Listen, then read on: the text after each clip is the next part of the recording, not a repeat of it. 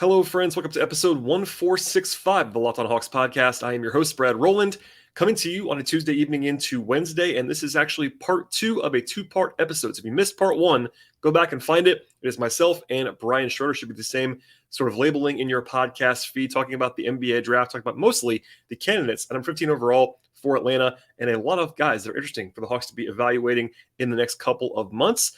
Part one should be listened to first if you want to go in chronological order, but without further delay, we'll have the intro. I'll be back with myself and Brian Schroeder with part two of two.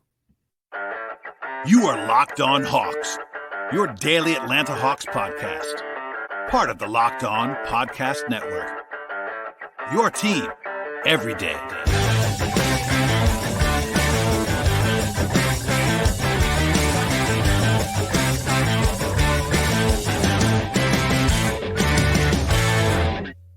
We'll come back to the wings. There are more of them. I want to ask about some of the more guard guys, whether it be your Cason Wallace's, your Jalen Hood-Schifino. I guess Anthony Black's kind of a wing, but he's kind of a guard too. Anybody stand out to you of that group? Because one of the things that the Hawks, I would say, need is another ball handler, and preferably having that player be able to defend. Which is, I personally gravitate to Cason Wallace as like the guy that I would want. The three of those players can all defend, I'll say. Yeah. So, and Anthony Black, honestly, I've always liked him a lot. I thought that he was going to be a guy that was going to be long gone when the Hawks pick, and maybe he still will be, but it only takes one team. Yeah. It seems conceivable that he would fall, but you know what I mean? Like and Hood-Schifino is a different breed. Like I like him, but I think the numbers do not treat him very well. If you care about the metrics, he does not. No, great in those metrics. And he's old too. Is he? I think he's already 20, something like that. I think so. Hood-Schifino is more of a I think he needs the ball. He's a pick and roll guard. Yeah, I think for the Hawks he would be a basketball guard, which is not the worst thing, but also probably not what they need necessarily. Like I've always kind of liked him, but this might be a little bit simplistic, but I like Cason Wallace for Atlanta, but I mean, tell me about these guys a little bit, because obviously, I mean, Cason, I would take Cason of those three if it was given the option, especially with this team, because Cason has the. Okay, again, I hate that I'm always doing comps because they're not always good, but the Cason comp, like if he really hits, the Cason comp is Alex Caruso. Like he's that level of just absolute monster, like steals guy. Like he just beats people up, and he can guard threes. Like he can guard. I would even say he can guard up to like maybe not Jaylen Brown sized guys, but like he can guard like scoring small forwards. Is he like 6'4"? 6'4", 6'9" wingspan. He's listed at like 190, but he's just ripped. He's just really strong. Like he just stops ball handlers and takes the ball away from them. And they were like against like Cario Oquendo on Georgia and like 6'4", 6'5", 6'6" guys that are good athletes. He would just rip the ball from their hands. He has really strong hands.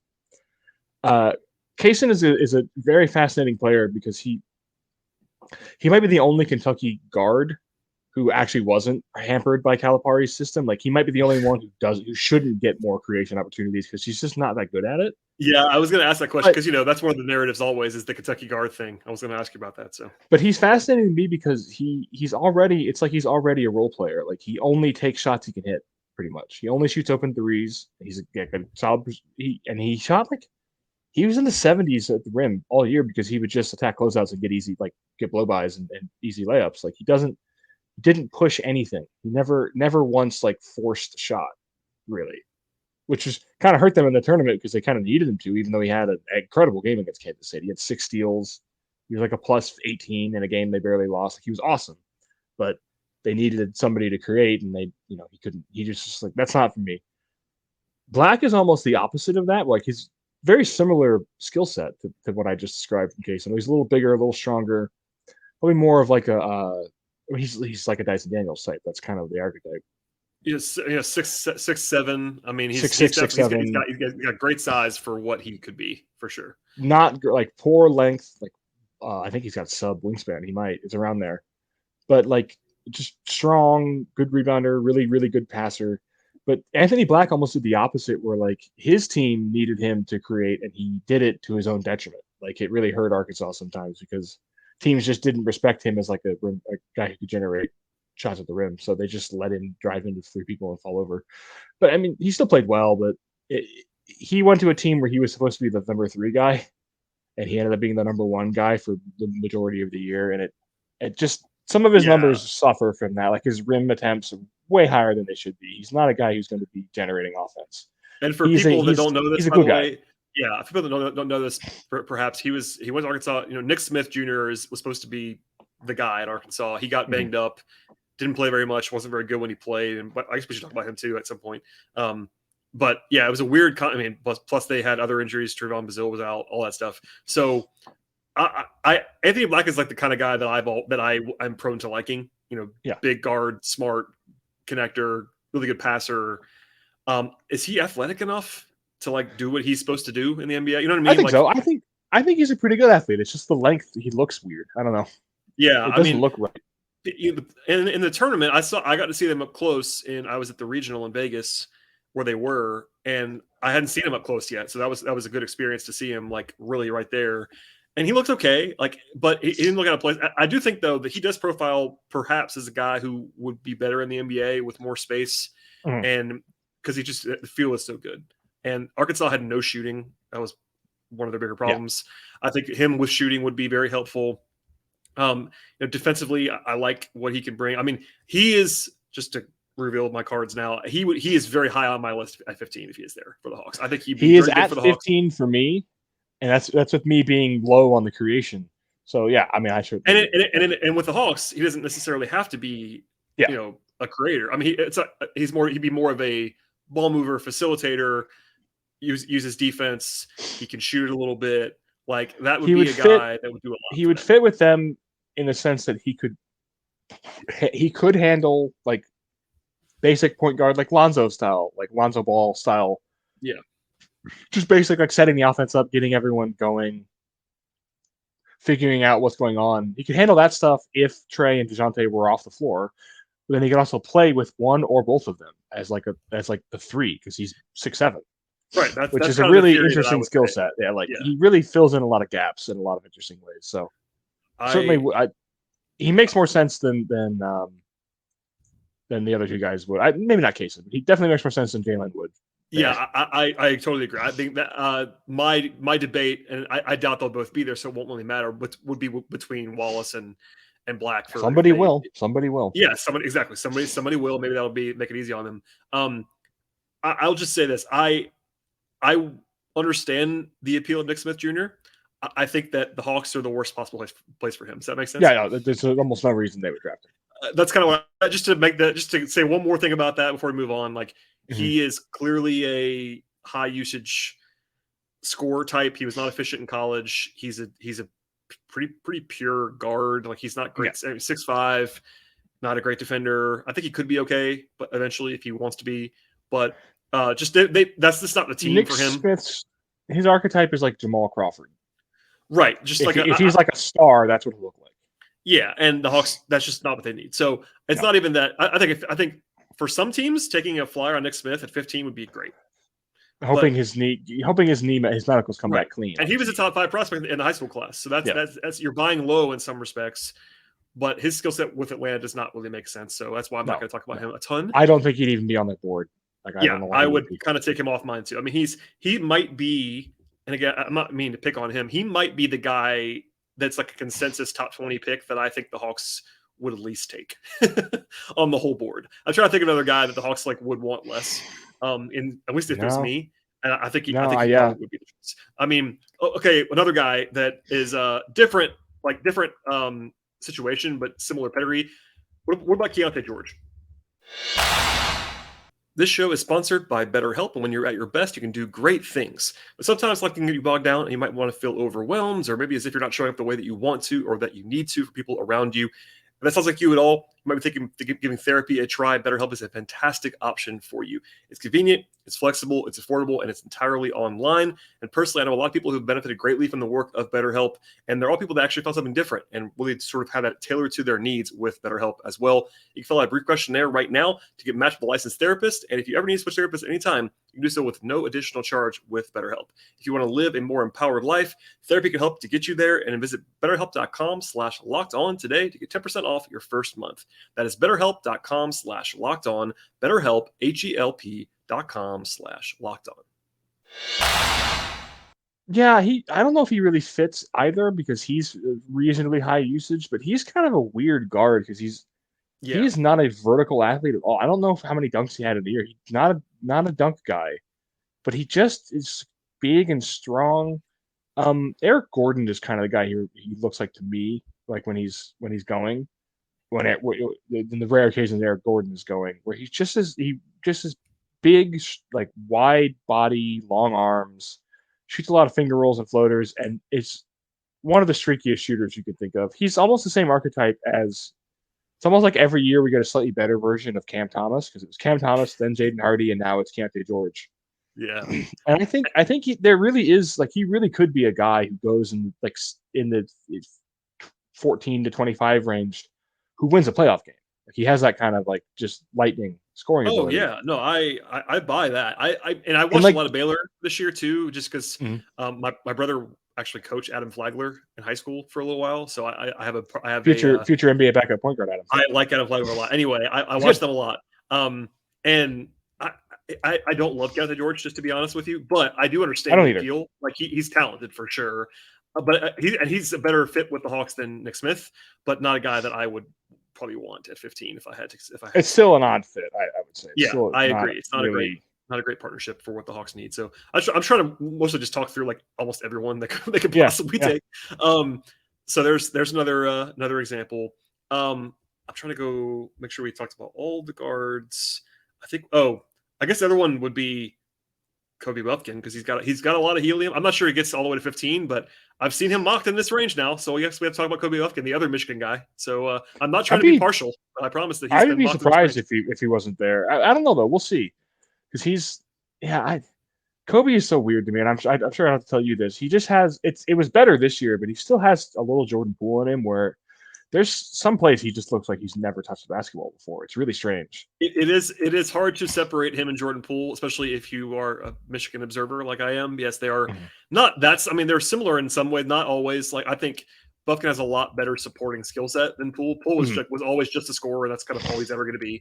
And he can pass too. I should say he can pass, but Buffkin could be a pretty good defender and is I think more athletic than Poole and all that stuff. But yeah, it's just weird as a Michigan person again because not that he came out of nowhere. People like you, the diehards, had him on the radar, but he was not supposed to be a first round pick. And I think he's gonna be a first round pick this year. I mean, that's why he's leaving. Oh no, he will be a first round pick. Yeah, I think so too. So I don't know about 15, but he was the only other guy that's in this kind of guard size player that I had on my list to talk about. I mean, I guess Jordan Hawkins, but he's more of a wing. Even though he's not. Jordan Hawkins is the wing. Yeah, Jordan Hawkins is a classic 2-3. Yeah. The only other guy I would add, it's a little early for him, but I think he will be a first rounder, is Brandon Podjemski from Santa Clara. Oh, yeah. I meant to ask you about. So he's not a guy that, I know I've seen him play, but he was not on my radar very much this year. So tell me about what he is. Big, 6'5", 200, big guy. And it's just an absolute, almost off the charts level, 3-point creator. He just shoots on anyone. It's almost Tyler Hero level of just absolute disregard for shot selection shooter.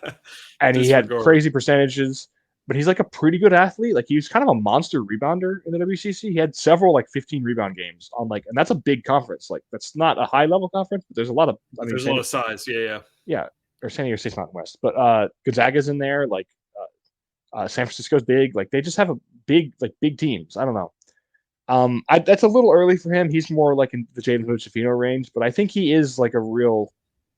I don't know what the fit with the Hawks is because he's never going to be a high level defender, but I don't know. I think he has a pretty easy path to just being an immediate bench scorer guy who just lights people on fire at Summer League.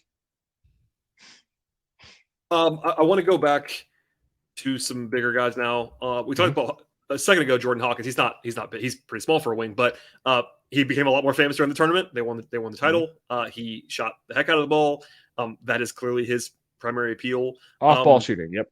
Off ball shooter. I mean, he would be a guy, and I'm not, again, you don't draft for need ever, but he would be a guy that is very bogey-like in some respects. If you're a Hawks fan, not exactly similar, but similar size, off ball shooter.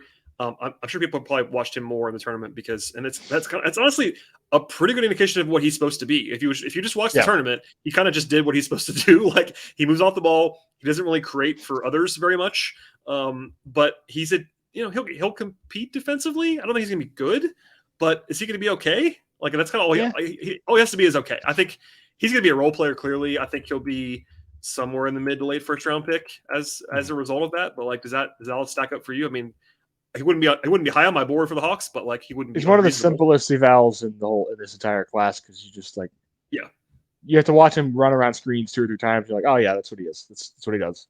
And the Hawks need that in some respects. I mean, they have Bogey now, and AJ can do a little bit of that too. So like, I don't think that this is where they'll probably go if I had to guess. But he's a first round talent, and he's a 2-3 and not a 3. I think is the issue. Yeah, he's like 6'5", I think, and pretty skinny too. He's not very big. I stood next to him at the Final Four. He's not very big as far as like NBA wing size. He's not great. So I think he's more of a 2 for sure, and that's okay. But for the Hawks, that's a little bit limiting given what they have. And I don't think he's gonna be a great defender no matter what. I think he might be fine. And I think he's a first round pick, but not a guy that I would probably love. This is a guy I candidly have only watched him play like twice, so I have to ask you, Brian Schroeder. Yeah, I've only watched it a few times. He's a guy. He's this year's Jang to me, in that like it's just going to be a couple of years. Well, and just for some background for people that don't know, because I know you do. I'm just talking to the listeners. He played with the Breakers in the Australian NBL. He's been getting mocked like in the late lottery now in some places, and I was not prepared for that. So I am due to watch him. I will be 100% honest. I have not seen enough of him to have a real opinion, but like 6'6", 6'7", really long, like 7 foot wingspan. He was pitched as a guard. He was 7'3" wingspan, I think. Ooh. He was pitched as a big guard, and he's a wing. He's like 6'6", 200, big. Like he's almost like a mid late 2000s like Thabo Cephalosha style now you're speaking my language right there. Yeah. But that's the idea. That's I think what he is. Like if he ever becomes like a scorer, it's gonna be like Reggie Bullock is like just a shooter. It's not he's just not a guy who's gonna be like a creator of any kind. But you're drafting him because he's got freakish measurables and can just chase, and like the defense is pretty good in the NBL, which is a physical league. I read our friend Sam Massini. I can't remember what he wrote. It was something. It was a mock or something. He talked about how like the defensive tools are kind of what the league is salivating over, just the length and like the feel. And he's been like pretty disruptive and active in the NBL too. And then NBL is a weird league. I mean, it's not the greatest athletic league in the world, like, but they're physical there. Like that was they're grown men.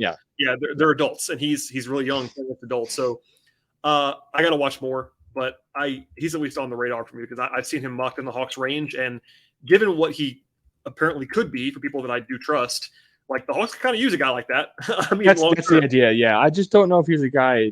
If you want him to be that next year, I don't know if he's ready for that. He probably is not. I mean, and by the way, just to say this one more time, whatever you think these guys are going to be, they probably won't be there.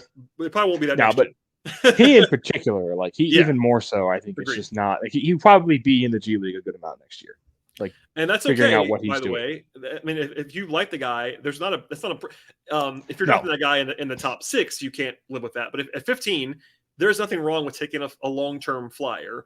It's just that if you're the Hawks, I don't know if they want to do that, but there's nothing wrong with that in my book if they feel that way about a guy that they like. Whatever, like the other end of the spectrum to me is like I like Tari Eason last year, who was just immediately like solid, like an okay. Well, and an older guy who was physical and like had the college production, and you kind of knew what that was going to be. And I do think, by the way, the Hawks were very interested in him. They just happened to have a chance at AJ, so they took him. Yeah. Anyway, I would like to mention real quick. I don't know if you're going to the other 2 French potential mid lottery selections. Sidi Sissoko from D League Ignite, who is, I mean, similarly, he probably won't be ready next year, but he just has like such a strange skill set. Like he has the most variance, I think, of any prospect in this first round. Where sometimes he looks like he's never played basketball before, and sometimes he looks like a top 10 pick. I have come around him.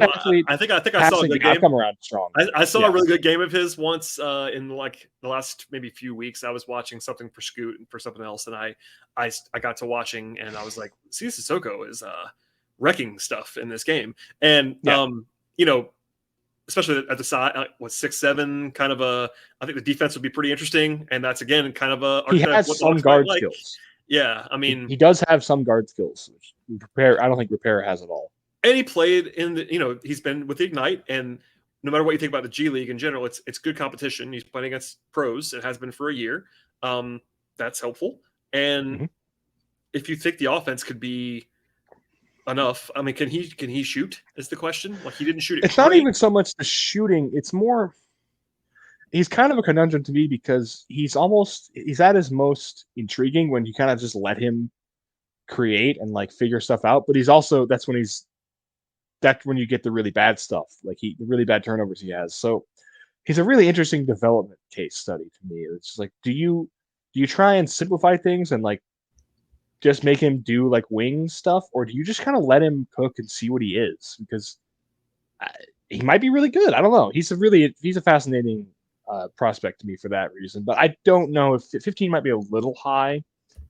Again, because I don't think he's going to be playing next year either. The only one who would maybe is Bilal Coulibaly. He might be playing next year because he's just the monster athlete who's like big and strong at 6'6". He's probably going to go in that 13 to 20 range. It sounds like. He is Wembanyama's teammate on Mets 92, and it's just really popped as like the real NBA athlete, and it's like big, like built really well, and it's just had a lot of like things. I said this was Josh Giddey. This is a Josh Giddey. Doesn't play anything like Josh Giddey whatsoever. He's not a ball handler. But Coulibaly is just a stuff happener. Yeah. Like Josh Minot last year was the other guy I was like that with, where it's like this. It's like the amount of things that happen with him in the game per minute is really high. Like he gets a lot of deflections, just does stuff. I don't know how else to describe it. It makes him another guy. Yeah, I don't know. Coulibaly is very interesting. I could see, honestly, I think the most likely scenario is whoever gets Wemby will trade into the first and get him too, just so Wemby can have his friend on the team. It's not a bad. I mean, and if he's a real prospect, then that's not. I mean, he's a first round. I mean, I have him in the 30s now, but I'm gonna do a big rewatch on him, and I think I might move him up because he is just like strange. It's a strange guy. I can understand that for sure. I meant to mention a guy who is like kind of the polar opposite of some of these more projecty guys, and that's Chris Murray. Mm-hmm. Chris Murray is old and was a good college basketball player and seems fairly safe. I don't love the word safe, generally speaking, but I think he does seem pretty safe. 6'8", can shoot it a little bit. Reasonable defensive projection. He's what is he? I think he's almost 23, so he's the same age as Keegan. Yeah, he's the twin of Keegan Murray, who currently is in the NBA. People that I trust are kind of all over the place on him. Not that anybody thinks he's like bad, but I've seen him be like, all right, this guy's a late lottery pick, or I'm like, yeah, or I've heard people like have him in the 30s, and I kind of have him very solidly in the top 20. Like I think he's just going to be a good NBA rotation player. Like how good is certainly a question, but like there is some value, especially when you get to the mid first round pick. Like if you think a guy is just going to be an 8-year NBA rotation forward, like that's a good value in that spot, you would think. What I don't understand with Chris is, and I don't know, you'd have to cross-reference this with people that you're talking about. It'd be very strange to me if somebody had Keegan in the top 5 and Chris not in the top 15. Yeah, that's a good point. Keegan is a better player. He's a little stronger. He's a little more forceful. He's more of a 4, where I think Chris is kind of a 3-4, kind of a little bit more positionless. But like otherwise he's basically the same player. Like. Well, and it's Keegan's a little more dynamic with the ball in his hands. I was going to say I agree with that, and it's funny. Like I never, and Keegan's had a good rookie season. He's playing in the playoffs right now, but he's kind of the guy I thought he was going to be. It wasn't a knock on him. It's just that I didn't think that was the number 4 pick in the draft. That's kind of what I thought. If Keegan was projected to go 10th, it would have been like, cool, sign me up for Keegan Murray. Like it's not, and I've always kind of liked him. I do think Chris Murray should go later, and that's fine. But 15 for the Hawks, like I think I mocked him there for dime at one point. I would be fine with it. I mean, he's not going to – okay, for the Hawks in particular, I'll ask you this. what is his defense projection going to be? It's good. He's solid. He's 6'8". Just He a moves solid, switchable wing. Like, Yeah. because I think people are, let's just say, souring on DeAndre Hunter at this moment in time as their best perimeter defender. And I'm not comparing the two, but just because the Hawks are looking for, which they probably are going to say they are looking for, more of a stopper. And I don't think Chris Murray is a stopper. I think he's more of a he's a supporting defensive player, and the that's thing fine. Is, I don't know how many stoppers there really are. Well, this has been a problem. Jason Wallace? This has been maybe. This has been an issue with several rebuilding teams. Well, with two, with the Hawks and with the Pelicans, where the Pelicans are just like, we don't need any more defenders because we have Herb. He can guard at 5 positions at once. No, he can't. Sorry. Yeah, he's great. He's one man. I mean, and they drafted Dyson, and maybe Dyson will probably help with that too. Yeah. But the Hawks don't have anybody like that. I mean, they don't even have Herb Jones. Yeah. They have Okongwu, who is going to be a monster and already is, but they don't have anybody on the perimeter that I would even call above average at this point. I mean, I think Hunter's probably an average defender, and that's kind of it. Jalen. Oh yeah, sorry, Jalen. I keep thinking about Jalen. Yes, I think he's going to be good. He already has nice flashes. I was just had my mind in like, but that's it. Yeah, it's a team. It's team defense. They were hoping DeJounte was going to move the needle, and he has decidedly not moved the needle defensively. So again, you don't draft for need, but I think that they're going to be thinking about this stuff, and I would have no problem taking Chris Murray at 15. That would not bother me at all. It wouldn't be a home run swing. That's not a home run swing. That's a double swing. You're looking for a double with Chris Murray, and that's fine. But I wonder where there are philosophy-wise. You're looking for a single that moves the run of the third with Chris Murray. That's I mean, I think he could be honestly, I think Chris Murray could be a starting forward in the league for a long time. Sure. And if you think that's going to be his projection, that is definitely worth the 15th pick in the draft. Yeah, definitely. That's worth the 15th pick. Yeah. The only reason I don't have him at like 11 or 12 is that this is a deep wing draft. Like, yeah, and look, he might be more of a third forward, and that's still fine, honestly, at that spot. It's just that he's boring. I mean, he's maybe the most boring prospect in this range, and I tend to like the boring guys because of just what I value. But I kind of saved him for not last necessarily, but he was later on this list for me for a reason, just because I think he's kind of boring and people forget about him, and they probably shouldn't. So no, he's a very competent basketball player. Oh, there's one more guy that I definitely want to get to, and then anybody else that you want to from there. Max Lewis from Pepperdine is someone like who, Jet.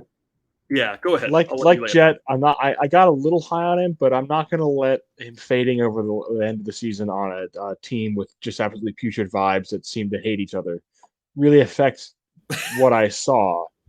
But the thing, Max's defense is not very. It's just part of it is that he had a super high usage rate, and he has tools, but he just seemed like he didn't know what he was doing at all most of this year, which is really concerning. Just for people who don't know this, number one, he played at Pepperdine, which is already probably questionable for some people, but they went 9-22 this year at Pepperdine. They were not good. And it was dire. The defense, it was one of the worst defensive teams I've ever seen in college basketball. Yeah. Max going to Pepperdine is the thing that makes it weird. So he was a 4-star recruit. Yeah. So did he just want to go to Malibu? I mean, I've been to the campus before. I enjoyed it. What happened was he did the Darius Baisley thing. He took his senior year off to prepare for the draft, and it just so happened that senior year was 2020. Was the COVID year? Yeah, I knew. And there was some. There's some. I don't know if this is true, but I'd heard he got scammed out of it too. Like the place he went to was a scam, so he just was kind of left out there. He didn't play for a full year, his senior year of high school. And then he was just sort of out there like late 2021, like late in the process, like August. I guess he just decided he was going to try and go play college basketball, and he just basically put feelers out there. And Pepperdine was like, "Hey, come here." Who has a spot for me? Yeah, exactly. Yeah, that's why he was at Pepperdine, and he didn't play. He didn't play a lot his freshman year. And that's a question of like how this guy has these tools, because he is old. I think he's almost 21. Like he's not that young either. But I wonder. And this is not fair to anyone. Like, are people going to like start comparing him to Jalen Williams because Jalen Williams had a great rookie year and came out of nowhere on the West Coast? Like, it's going to be silly if that happens. But like, no, they're very different athletic. They're very different. I agree with you. I'm just saying, like, I can already see the ESPN draft night. Like, well, Jalen Williams came out of the West Coast in a similar situation. Yeah. You know what I mean? And that wouldn't be fair to anyone, but. Lewis is someone I will just say I have seen him a few times. I'm not an expert at all about Max Lewis, but I have seen the widest range on him. Like people thought he was a top 10 pick, and then some people are like 40. It's like, okay, well, one of those things is maybe true, and we'll see. The pitch with Max to me, if you're looking to compare him, if you watch the playoffs and you want to know like what is the ideal version of this guy, it's the same self-creation stuff that Mikal Bridges has. I think he has some of that in him. Now, I think the more reasonable comp is Devin Vassell. Of like Devin Vassell, and Devin Vassell is very good already. 6'7", 7'2" wingspan, kind of thin, kind of reedy, like not very forceful, but just has like the high release point and the ability to create. I mean, I know someone who works in the NBA who has, and I'm not making this direct comparison. I don't think he's going to be this good. It really only came up when Brandon Miller was getting these comparisons, but we both agreed that if anyone in this draft moves like Paul George, it's Max Lewis. It's Max Lewis. Has the Paul George dribble, has the Paul George like the high, like that super high release. And he's not as big as Paul George, and neither one of those players I don't think will be as good as Paul George. Well, and also Paul George was a nuclear athlete, like nuclear. Yeah, Max is pretty good. It's just the strength thing is an issue, and I think that's his biggest issue on defense is that he was kind of treated like this, like top of the zone, like read and react, like impact defender, and other teams just like ran him around screens and killed him. He didn't know what he was doing. He would get confused. He would get tired. He also checked out. Like it's not a positive. Like it's not a good thing. But Anthony Edwards checked out at Georgia for similar reasons. Yeah, I mean it's just not an absolutely wretched team. It's not a cross off for me. I mean, it's not like you said, it's not a great thing to have happen, but it is kind of explainable when you're at Pepperdine and on a bad team, and you probably shouldn't be there and all that. So anyway, I'll say this. Max Lewis was wearing. He wore. I can't remember whose shoes he wore. I'm a terrible shoe guy. But he was wearing like he had like a rotation of NBA player shoes that he would write like the date of the draft on. So by January, February, it was like, I wonder where he's going. He could have just like opted out at that point. But anyway, he could have. Yeah, he tried. Maybe should. All right. Well, that's a long list of players. If you have anybody that you want to add, I mean, we can talk about G.G. Jackson, one guy, Colby Jones, or whoever. The one guy I'd like to talk about, and it's contingent on, as you said, if they make a Capella trade, I would be very interested in this player at 15. That's Derek Lively. Yeah, I honestly, I'm looking at my list right now, and I just skipped over his name. He's on there. And yes, I agree with all of what you just said. Is if they were, and this is one of those tough things about free agency being after the draft, is like they kind of have to decide on Capella, or maybe even trade Capella at the draft or before the draft to justify taking Derek Lively, I think. But the other side of that would be Derek Lively is a one and done. Like they could just take him and be like, look, we think he's the best player available. And 15, he might be. And maybe he will be. And look, the Hawks did this once before. They traded for Capella. He hadn't played yet. They traded for him. And then they drafted a Collingwood 6 after trading for Capella. So it's a different situation, obviously, apples to apples, not quite. But I was not high on Derek Lively, and then his defense in the second half of the season, monster. He was monster. Awesome. So like I'm kind of in. I'm not like over the moon, like have to take him, but I think it would be very reasonable in this range. And I mean, it's pretty. The other thing with him too is Wemby's almost like transcends positions, so he's really the only center, like true center, I have in the first round range because Khalil Ware went to Indiana. Indiana, though. Actually, no, I didn't. You're right. Thinking about this, I'm looking at my little list now. I love Deron Holmes. I love Trace Jackson Davis. Those guys are not really center. They're like 6'9", 6'10". They might have to be, but they're not like pure. Naquan Tomlin is a 4-5. Like if you're trying to get a pivot, a true like defensive anchor to build around, this is kind of it. It's the only guy. Well, really. and especially if and this is a rabbit hole that we can not go all the way down, but if the Hawks believe that Okongwu can play some 4 in the future, it makes even more sense to invest in a real asset in Derek Lively, because number one, whoever let's just assume they move on from Clint. First, I'm not assuming that, but for this conversation, if they do that, I think everyone, even I'm a huge Okongwu guy, they're going to need to have a center with some size on the roster. They're just going to have to at some point for the matchups that you know about, Embiid, Jokic, whatever. They're going to need that guy. Do you want to use the 15th pick on a guy like that? Maybe. I don't know. I'm not saying you do or you don't, but it would push it that way if they felt like Okongwu could maybe play with them at some point. Not all the time, but just like even as a look. Well, if Trey and DeJounte is what you're sticking with, and they you could do a lot. You could do a lot worse. Let's say it's Trey, DeJounte, AJ is like the main three guys in a couple of years. You could do a lot worse if you really want to make your defense work. You could do a lot worse than Derek Lively, Okongwu, Jalen Johnson. Like, on the back end. Like, those are three pretty elite athletes. Yeah, and with obviously Okongwu's not size wise, but Jalen is huge for a 4, and Lively is legit 7'1". So what's his wingspan? He's a big dude. What's Lively's wingspan? 7'4", I think. So pretty normal. 7'3", 7'4". Yeah, not overwhelming. But I think it might be 7'5". It used to be listed at 7'7". I don't think that's true. Yeah, I mean, but in fact, again, I can check right now. I would encourage people to watch his defense from the second half of the season. If you want to know what the appeal is there, he was a big time high school recruit as well. Offensively, it's just going to be rim running, right? I don't really see him doing anything else. No, like DeAndre Jordan style back in the day, kind of that's the offensive role. Yeah, I mean, physically, the guy he reminds me of, the way he looks like kind of is Willie Cauley-Stein. The difference is he's 2 years younger and not injured and not Willie Cauley-Stein. Well, and I was gonna say, I think he's a much more natural rim protector than Willie Cauley-Stein was.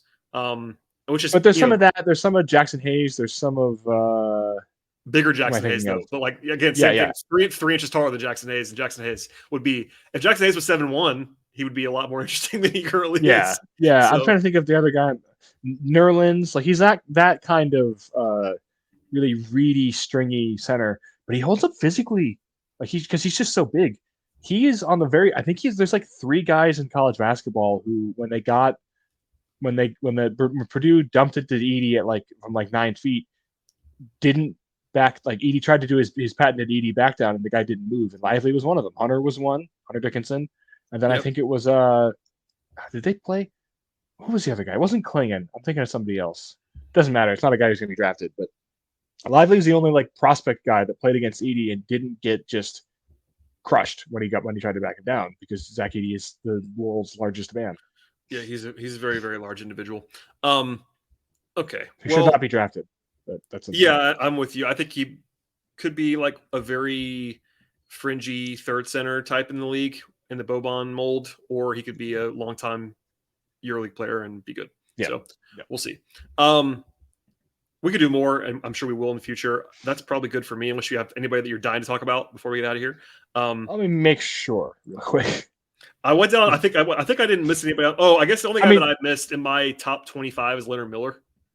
Yeah, Leonard would be a weird fit for them. GG Jackson could be a guy they look at, but again, he wouldn't be ready next year, and he's not. The defense isn't that good. He's an interesting. He's a weird player. He's a very strange player. By the way, GG Jackson, for people who don't know, played at South Carolina on a bad team.